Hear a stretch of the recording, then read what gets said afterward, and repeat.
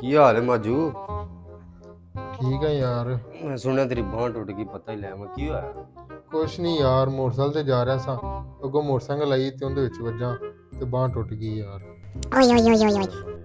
चलो अल्लाह तेन सेहत दे भरावा, मैं चलदा फिर। मैं लंघ रहा मैं का पता कर अल्लाह सेहत दे। ਹਾਏ ਸੁਣਾ ਮਾਜੂ ਕੀ ਹੋਇਆ ਈ? ਕਿਵੇਂ ਬਾਂਹ ਤੜਾ ਲਈ?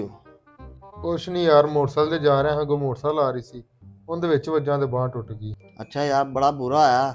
ਅੱਲਾ ਤੈਨੂੰ ਆਰਾਮ ਦੇਵੇ। ਚੱਲ ਮੈਂ ਚੱਲਣਾ ਵਾ। ਹੈ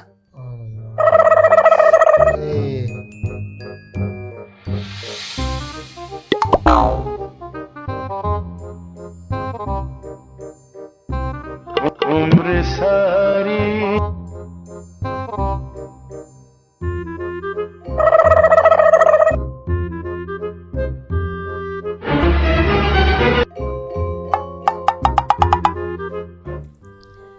ਯਾਰ ਡੌਨ, ਯਾਰ ਮੈਂ 10 ਕੇ ਅੱਕ ਗਿਆ।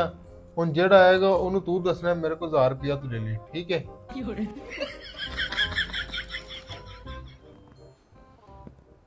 ਹੋਰ ਸੁਣਾ ਮਾਜੂ ਯਾਰ, ਮੈਂ ਸੁਣਿਆ ਯਾਰ ਤੇਰੀ ਬਾਂਹ ਟੁੱਟ ਗਈ। ਮੈਂ ਕਿ ਪਤਾ ਹੀ ਲੈ ਆਵਾਂ ਕੀ ਬਣਿਆ। ਬਸ ਲਾਲੇ, ਮੈਂ ਤੈਨੂੰ ਕੀ ਦੱਸਾਂ, ਘਰੋਂ ਨਿਕਲਿਆ ਏ ਮੋਟਰਸਾਈਕਲ ਲੈ ਕੇ, ਤੇ ਅੱਗੋਂ ਵੀ ਮੋਟਰਸਾਈਕਲ ਆਉਣ ਡਈ ਸੀ। ਮੇਨ ਰੋਡ ਤੇ ਦੋਵੇਂ ਜਣੇ ਇੱਕ ਦੂਜੇ ਦੇ ਵਿੱਚ ਵੱਜੇ ਤੇ ਬਾਂਹ ਟੁੱਟ ਗਈ। ਨਾ ਮਾਜੂ, ਮਜ਼ਾ ਨਹੀਂ ਆਇਆ। ਤੂੰ ਆਪਦੇ ਮੂੰਹ ਨਾਲ ਦੱਸ ਹੋਇਆ ਕੀ ਏ।